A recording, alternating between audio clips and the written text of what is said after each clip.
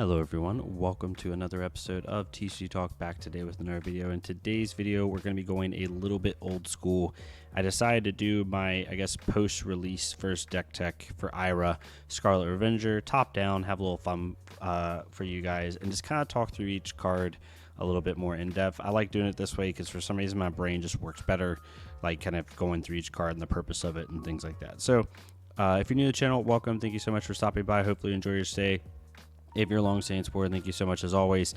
Feel free to check out the Discord, all that good stuff down below, and we'll get right into it. So I haven't done a video in a while, and also haven't done part 3 of my How to Ira series, just because I wanted to deep dive into the deck. I've put a couple hundred games into the deck. I've also gotten some good inspiration from a couple already performing lists, which is amazing to see. Both Shoma just had a top 4 battle hardened list, and I forgot the individual's name, but they got top 8 at the Calling at Worlds. On Ira, so it's really cool to see the hero doing well, and I think the hero is in a pretty good spot to always be pretty competitive in the meta, especially with a good pilot. So we'll get right into it. Pretty simple. I'll talk through all of my choices here, but obviously Ira, your second attack gets +1, and before we get into it, this hero, if you're new to the game, this is pretty much the most simple ability in the game, other than maybe dash putting an item out at the start of the game. But the thing with Ira is there's a bunch of different ways you can play her. The one thing I will say is I'm not going to ever focus on the Count Your Blessings build. One, because we have to see if that card gets banned on Monday. But two, I just don't enjoy it. So hopefully no one in the comments, wants to see that kind of build, because I don't want to do it. That's neither here nor there. The other version of Ira is kind of a more fast-paced aggro version, using a lot of 0-for-4s and 1-for-4 go-agains and really just trying to pressure your opponent. And then we have some people trying to build, including myself for fun, kind of a shoot-go Whirling Mist Blossom build with like pouncing links to really kind of not OTK your opponent, but really play for a really big turn where you punish your opponent for blocking early. And then finally, the most tried and true version, which is the performing version, which is kind of the 1-for-5, 1-for-4 value list, which is doing 2 card 8s and 3 card 11s and really just trying to outvalue your opponent over time. And that's the list we're doing here today. So for the equipment, pretty simple here. We'll put Ira off to the side so we have more room. We're doing the Kodachis. Obviously, Harmonized Kodachi is the way to go. It is the tried and true method. Being able to do Kodachi for 1, Kodachi for 2 with Ira is pretty insane. We also have 1 Zephyr Needle in the sideboard. When it comes to what I bring it into, obviously this can change depending on how the meta goes, right? Like if Ira is a staple and something that people are actually prepping for a little bit, or people go back to the old school sideboard plans of always having D-Reacts in the sideboard, then you could potentially see this come in different times. The one time this always comes in, I always bring it in against Brutes, except for Rhino. Rhino runs D-Reacts and a little bit more, especially in the EU. But KO and Levia, you can get away with not worrying about this getting popped. It comes into all the mechs unless it's like a slab dash. Max is never going to pop this. Regular Dio and Dash are never going to pop this. So it's really good into them. It's also good into Aurora. Bring it in against her. Viscerai is a little weird. I don't like bringing it in. A lot of Viscerais are on Reduce the Rune Chant, on even Sink Blow sometimes, and can be on Sigil of Suffering. So I try not to bring that in as much. But yeah, mechs and brutes are the biggest ones you bring this into as far as meta relevant, and then Aurora also you bring it into as well. But Kodachis is where you're at most of the time. We'll put the sideboard over here. When it comes to the headpiece, Mask of Momentum is just what I'm going to play. Even if this wasn't the most ideal piece, I'm going to be straight up honest with you, I'm still playing it.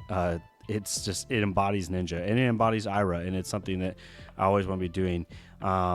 Being able to get those 2 card 8 plays, right? Being able to pitch a blue and Kodachi, and then you end on a Mauling Key, and you tell your opponent, if you let this hit, not only did I do a 2 card 8, which is above value by 2 over the course of that turn, but I also am threatening to get another card to Arsenal, right? And in Ira, yes, you can get some weird Arsenals with blues, but even if you do, it's fine.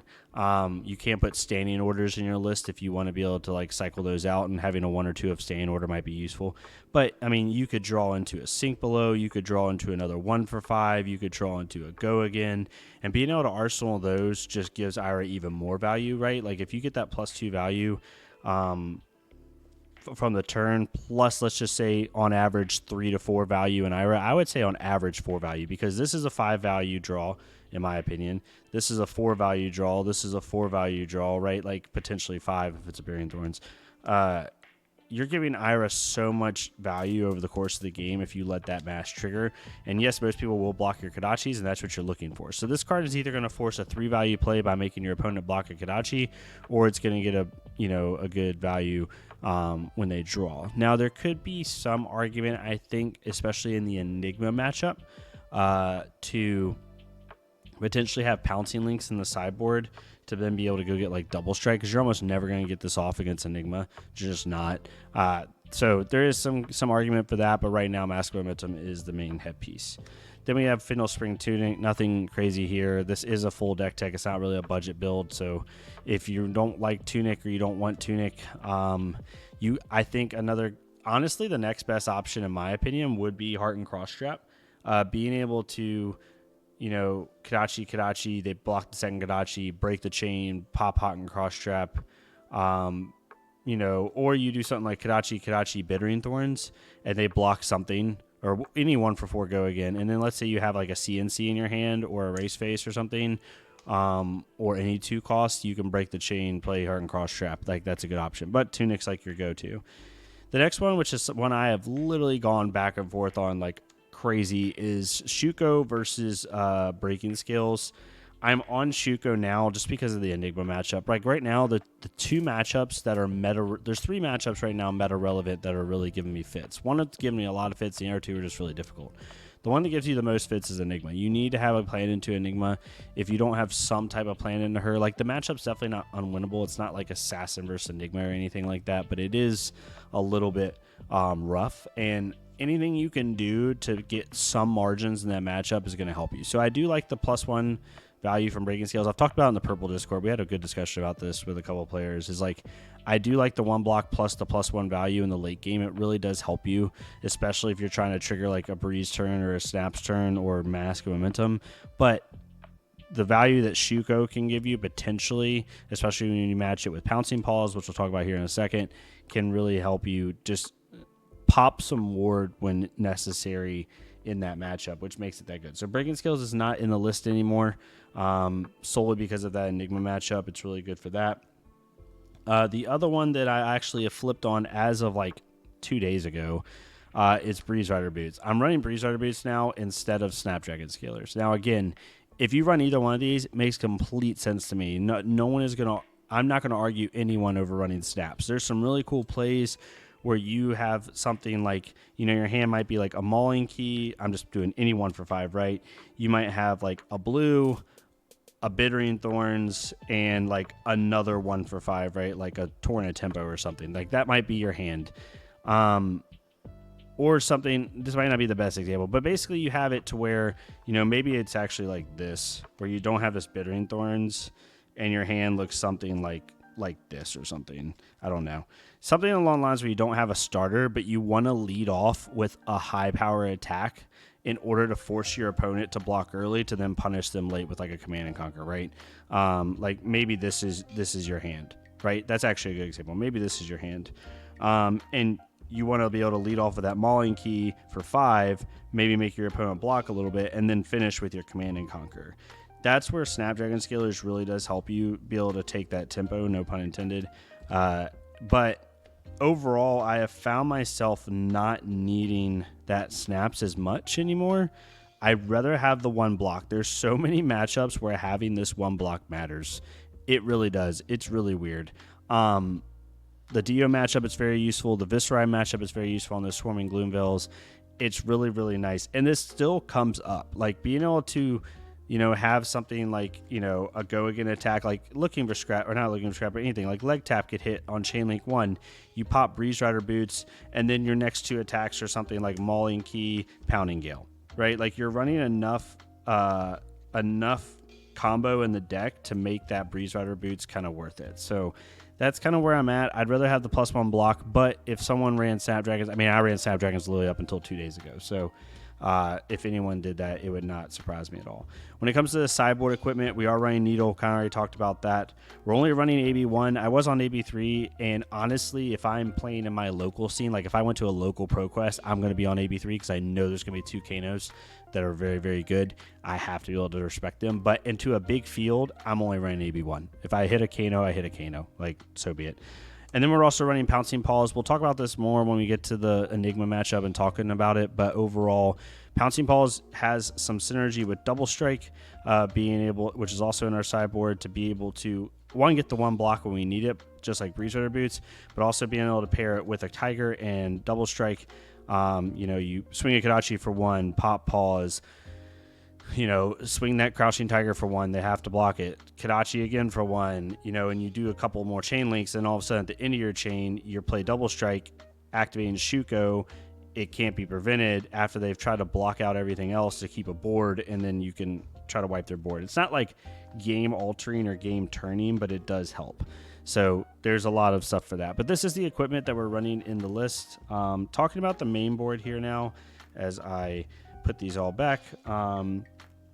We're going to kind of go put this in chunks. So the first thing is the go again attacks, right? So we're split evenly down the middle, if I remember correctly, on go again attacks, or like go again versus value / on hit attacks. So right now in the list, we're running 3, 6, 9, 12, 15 cards either have go again or like a conditional go again or like a cost go again. And then we're running 3, 6, 9, 12, 15 cards that are either high value combo cards or on hit. So we have a split down the middle exactly, which I think is really important because every turn when you need to take that tempo, right, or do a partial like 1 card block with a defense reaction and then hold 3 cards, you want to have that go again and that finisher, right? Like you want to have an extender and a finisher in every other hand. Like we talked about this in the last video, right?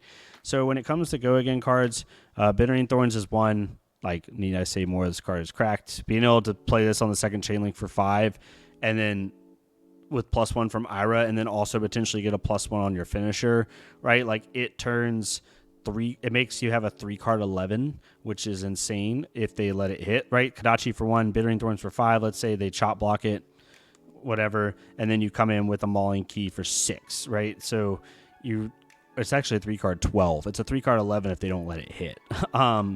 It's really, really, really good. So that's really nice. Also being able to, even on a 2-card play, like you have to block with 2 cards. Like being able to Kodachi for 1, Bittering for 5. You have no other cards in hand, so maybe they let it hit because they don't want to give you 2 cards. And then you Kodachi for 2, right? You just did a 2-card 8, right? Again. So really, really good value play there.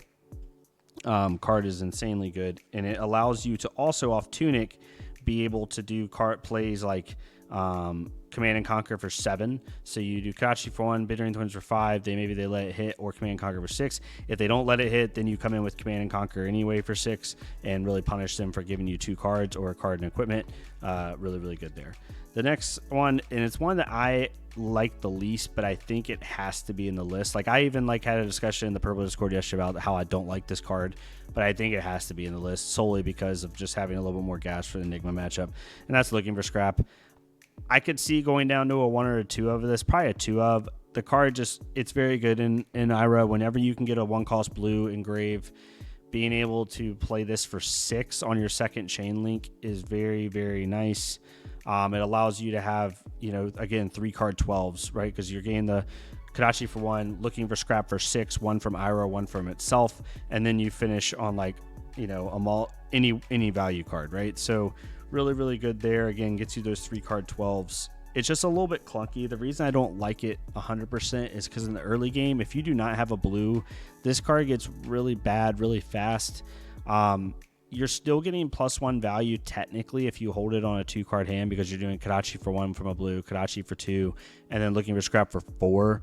So you're technically getting a 2-card 7, still getting that +1 rate from Ira, but overall, when it's turned on, the card's insane. So it's really good. I think it has to be in the list solely because of some of the decks that are in the meta right now.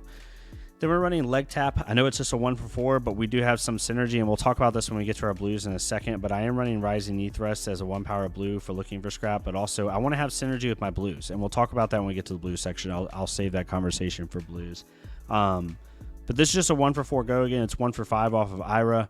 And it's a great extender that has some synergy with Rising Ethos. I mean, if you have a hand where you have 2 blues, including a Rising and then a leg tap, like being able to do Kodachi for 1, leg tap for 5, Rising for 3, and then be able to threaten mask and then potentially in there.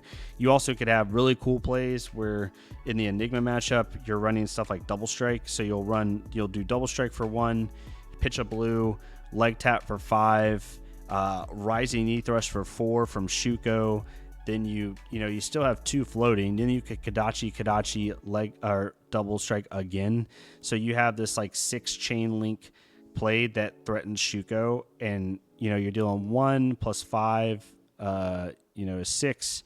Then you have a 4 power Rising Ethos, that's 10. Then 11, 12, 13. It's a 4-card 13, so it's only +1 over on value. But that's with playing a blue. So you have some really cool lines like that. So leg tap, I think, definitely holds its weight, even though it's not like, a premier go again card. I definitely think it's good enough to where it should be in the list, especially if you're on looking for scrap. If you're not on looking for scrap, this could be something else. But I think as long as you're on looking for scrap plan, I think leg tap's definitely something you want to have in the list. Then we're running Spinning Wheel Kick. It's really good off of itself. I've had plays where I've Kodachi'd for 1, Spinning Wheel Kick for 5, Spinning Wheel Kick for 5, right? So you have that freaking, 2-card 11, which is, or 3-card 11, which is, 2 above rate, which is really, really good. Other than that, it also has some synergy with Flick Flack, with combo, being able to block for 4 when you in a pinch when you need to. Especially if it's the only combo card in your hand and you really just need that extra block value, it can be very, very useful. So just kind of does a little bit of everything. And then finally, Enlightened Strike. This is our least useful go again because it does cost us an additional card to play it, but it just has so many use cases. Like on a 4-card hand, when you can hold it, being able to Kodachi for 1, E-Strike for 6, and then being able to finish on something, or then Kodachi again if you need to, and then finish on something else is really, really nice. Being able also, when you have a hand with a Command and Conquer, it makes it even better. You Kodachi for 1, E-Strike for 6, and then use your last 2 remaining floating after you sunk that 4th card to then play Command and Conquer. So you do a 12, 13, 4-card 13 with 2 6-power attacks, which I think holds a little bit more weight. But yeah, that's the 15 cards that are go again package. Definitely change them out if you want to, try some new things if you want. And then we have our value cards. So first is our value combo cards. We have Mauling Key and Pounding Gale. They both serve the exact same purpose. They're 1 for 5s, which is insane value. Allows you to do those 2-card 8s where you Kodachi for 1, Kodachi for 2, and then you finish on one of these for 5. They have good synergy with Flick Flack. They end up blocking 5 after Flick Flack. They're normal 3 blocks anyway. They're really good with extenders like Bittering Thorns and Spinning Wheel Kick, which is really nice. They have combos, so they do have some synergy with Breeze Rider Boots. They literally do everything. And then on top of that, Mauling Key does even more. When it comes to the Enigma matchup, being able to have some synergy with that Crouching Tiger when you absolutely need it. It's not like a World Ender, but it is just those added little synergies, which is what makes Ira so good, is all these little intricate synergies and little intricate value lines that really allow you to do well. Sorry, cat here. This is what happens when you have so many cats. Then we have some conditional go again in Torrent of Tempo. This is really good with Mask Momentum. Being able to Kodachi for 1, Kodachi for 2, especially when you have an opponent that doesn't respect Kodachis like an Aurora or a Dio that doesn't want to block those Kodachis. Being able to send this and say, okay, you're going to let me draw. I'm going to get go again, and I have Mask Momentum draw, so maybe I can hit you with something else. Really puts the opponent in a lot of pressure in the late game. I'll also be able to bluff sometimes. Sometimes I'll do this, not every time, but sometimes my hand, for some reason or another, they didn't hit me with a lot, and you have a Torrent of Tempo, a blue, and a Sink Below. Sometimes I'll literally send Torrent of Tempo. I'll give up that extra value, that extra 1 value to try to force some blocks, depending, by throwing Torrent of Tempo on the second chain link. That's very, very not often, but it can happen. Then we have some on-hit stuff. We have Censor. Censor's so good. This card is, people always ask me, like, what do you call? It is such a situationally dependent card but the later the game goes, the more powerful this card gets. Because I start to see your grave, I know what you have left, what you don't have left, and I'm able to call a lot more accurate plays. Sometimes an Aurora will try to hold a 5-card hand, and I will call Arc Lightning or call, the simple ones like Arc Lightning or Channel Lightning Valley, but if it's like a 2-card play, right? Like if I'm playing against a Florian and they block with 2 cards, let's say they block with a card, they block with 2 cards. They hold 2 cards, but they let Censor hit. I'll just call Felony of the Crown because they're trying to get that value 2-card play, right? Like those are kind of the more obvious ones, but the point is you're trying to understand what your opponent wants to do, understand what's in their graveyard, how many cards are they holding, what are they blocked with, right?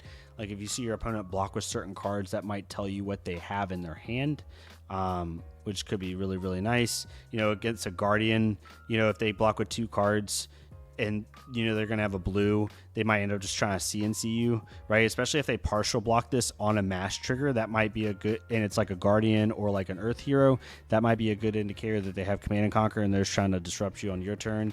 So maybe you call Command and Conquer, stuff like that. It's a very good card. And then finally, Command and Conquer. That's the obvious one. This card's ridiculous. Being able to pair this with a Go Again and Tunic is just unbelievable. Not even Bittering Thorns, but just like Kadachi for 1, Spinning Wheel Kick for 5, Tunic, Command and Conquer for 6, right? Like being able to do those 3-card 12s with an on hit is just unbelievable. Also on a 2-card play, being able to just Kadachi for 1, Command and Conquer for 7. Like a 7-power attack that can't be defended by defense reactions is insanely powerful in this game. You're either going to demand 3 cards, demand 2 cards in equipment, 1 card in a lot of equipment, or sometimes, and what I find a lot of times, they'll just let it hit. They're like, okay, I'm not going to give you my entire hand to block this. I'm just going to let it go. So that's what we have. So as you can see, we had 15 of the on-hit cards, and then again, 15 of the Go Again package. I like these split. It gives me a lot of versatility in what I'm trying to do. It allows you to have tempo while also having value. And that's the thing in this meta right now that I'm finding. The whole block with 2 cards, send 8. Block with 2 cards, send 8. That is good into some heroes, but heroes like Dash.io, Aurora, and Viscerai even, you have to have a little bit of tempo. You can't just do that. It won't work. Like against good players, they'll just set up and kill you because they can do 30 damage turns. You can't. Your really high value turns are like 15 to 17 damage, whereas their high value turns are like 30. So it's not much you can do there. Then we have the defensive package. Pretty simple here. I won't go too far into this. We have Sink Below, Favor Scene, and Flick Flack. So the reason we're only running 3 Flick Flacks, so yellows I can see, I particularly in the calling top 8 list had these, so definitely run what you're comfortable with. But I don't like the blue Flick Flacks. Blue Flick Flack to me just gets you on rate, right? When you block blue Flick Flack, you're blocking with a blue block 2, and then you're potentially blocking 5 with a card if you have like a Pounding Gale or a blue. So with 2 blues, you're blocking 7, so you're technically over rate by 1 if you have the block 3, but that's an if. And when you don't have it, it's just a block 2 and it's really bad. Whereas the red Flick Flack will always give you the 4 value, right? You're always going to get the on rate of a defense reaction. But then if you have that 5, now you're doing a 2-card 9 block and you're starting to get really over rate. A blue and a red blocking for 9 is pretty substantial. The yellow is kind of the one that's in the middle. I do like yellow. It's able to pitch for Kadachis. You can swing with CNC with it, stuff like that. But I don't know. I just wanted to have a little bit more offense in the deck, a little bit more, and that's why I'm only at 3 Flick Flacks. If you were to run more, I personally would just run the yellows. I think the blue is too situational to be above rate, but that's just my opinion. Definitely do whatever you think is most comfortable. And then finally, the last one is our blues. So not every blue has perfect synergy in this deck, but what we're trying to do with our blues is either have utility or have some type of small synergy. Now, that synergy may only come up once every 20 games, right? But it still comes up.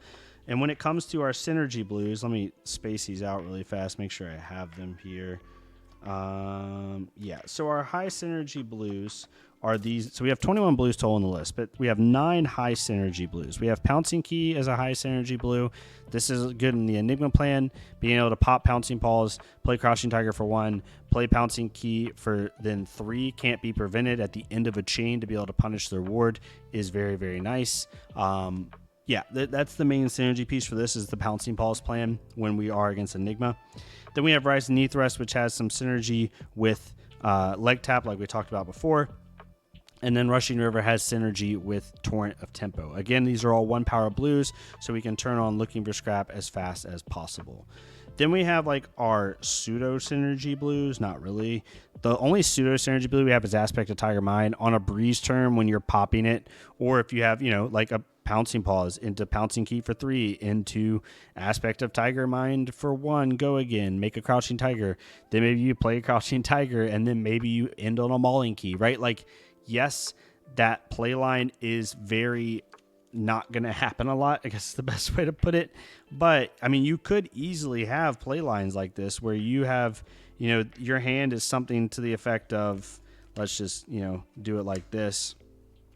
Like this is your hand, and then you draw another blue, which normally this would be a really bad hand, right? But in Ira, like you Kadachi for 1, you pop Paws, you play a Crouching Tiger for 1 here, then you play a Pouncing Key for 3, can't be prevented here, right?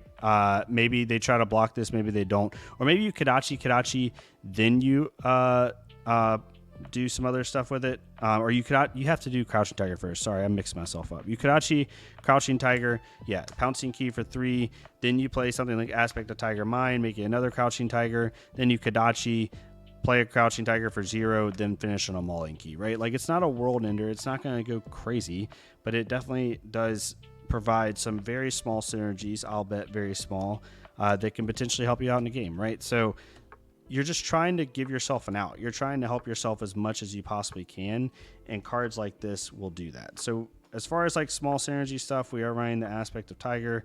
Again, over here, Pouncing Key is kind of the bigger one. The other ones that don't really have much synergy, they're just 1 powers, is, got that mixed up, is Back Heel Kick is 1. There's the third one. Crane Dance is another one. And then finally, a non-1 power we're running is Warmonger's Diplomacy. I know it's a more high-priced card, so if you can't afford it, I get it. Just put in something like 1-2 Punch, like really help if you're looking for scraps. But this card's just too good in the meta right now to not put in a full-fledged deck tech. So that's our 21 blues. Again, you could run Whelming Gust maybe if you like it, if you like the art better. These two, literally run whatever you want as long as they're 1 powers. That's just kind of where I have that. But that's my 21 blues. Pretty simple there. Nothing too, like, earth-shattering. I would run around 21 blues in Ira. You can get away with 18. I would not go below it. Some people are even running 22, 23 blues. I would not personally go above 23. I think at that point you're getting a little bit too blue heavy. But that's just my opinion. Then the sideboard, we have these 3, we already talked about them. We have Double Strike for the Enigma matchup. This card really, really helps with Pouncing Paws and Pouncing Key and all that stuff to be able to try to break their ward barrier when we can, if we fall a little bit behind. That matchup's rough regardless, but at least it helps a little bit. Erase Face, this card's so good right now. It's good into Viscerai with Runeblade attacks, right? They're no longer Runeblade attacks. It also just turns off Viscerai in general, but it turns off Malverian Skies as a whole, so it can have some play into Vincent. I'm pretty sure it can have some play into Succumb. I don't know if Succumb says Runeblade attack. I can't remember off the top of my head. Really, really good, though. Good into Dio, obviously. It shuts off the word freaking mech, so boost is no more. It's also very good into the Earth Heroes. This turns off Decompose. Very, very good. And then as we get into the new set with Draconic, this is going to turn off the word Draconic. So it's going to probably stay in the list for the foreseeable future. Next one is Weakest Link. Again, good into Aurora, good into Enigma, good into Dash.io, good into Zen, which is still a relevant matchup right now. Good into New. People have been on this card for a bit. And then finally, Wax On. I just wanted to have a little bit more play into Dio. Dio's getting really popular in my area, and I just wanted to have a little bit more play into that. It's not even too bad into Viscerai, because he does run a lot of 0 cost now. You also could run this into... No, you could run this in if you wanted to, but you don't have to. Mainly, this is for the Dio matchup. I was just trying to think of other applications for you. But mainly, this is just to give me a little bit more leeway into Dio. Because I want to try to be able to block out those breakpoints. That's why Breeze Shutter Boots is in the list. That's why, wax-ons on the list. Like, we're running a lot of stuff that tries to target Dio a little bit because she's becoming really popular in my local meta. But these last 2 slots could be anything you want. If you want something different, you definitely could use it. Now, for budget options, again, this is a regular deck tech, but I guess I'll give you a couple. In this section, you could run cut down to size. Isn't too bad against Dio. She doesn't want to block you. I was trying to think. Bingo's not a bad one. Also, if you want another 1 for 5, that's pretty good. Yeah, there's a couple other good ones, but really these are like the tried and true ones. But hopefully this made sense. If you have any questions, let me know. I tried to be as pointed as I could and give you good feedback without going too crazy. At the time that this video comes out, my full sideboard guide might not be up yet, but keep an eye on the list. I will update it later today. It will be done by the end of the day today. I just have to get it done. I haven't got to that part yet, but regardless, super happy with the list. Took some inspiration from Shoma, took some inspiration from the individual that won or got top 8 at the calling. There's a couple, again, small little things that are back and forth. You could run Snapdragon Scalers if you want over Breezar Boots. You could run Breaking Skills. You could go down to 2 looking for scraps. There's a bunch of little room to play with the deck. That is the power of the deck, is how flexible it is. So definitely, if you don't agree with some of the stuff in this list, that's completely fine. Try out some new things. I'm super excited. I'll be getting the Marvel of this, or the full alt art version, not the Marvel, but the alt art version of this here soon. So really excited about that. And yeah, if you have any questions, please let me know down in the comments below. I'll answer them the best I can. Hopefully this was informative enough for you and gives you a good jumping off point as you're playing this hero. And yeah, I'll see y'all next time on TCG Talk. Don't forget to like the stuff if you want to. If not, it's totally fine. Go to another creator, like their stuff. We have some cool people. Karma, I'll try to remember if I link his stuff below. He won the calling at Worlds on Zen. Go check out his video. I know he had some audio troubles. Karma, if you're listening to this, it's completely fine. You know, it's really good knowledge. One of the best ninja players in the world. Definitely go check out his stuff. Really, really cool. But yeah, I'll see you next time on TCG Talk. Thank you all so much.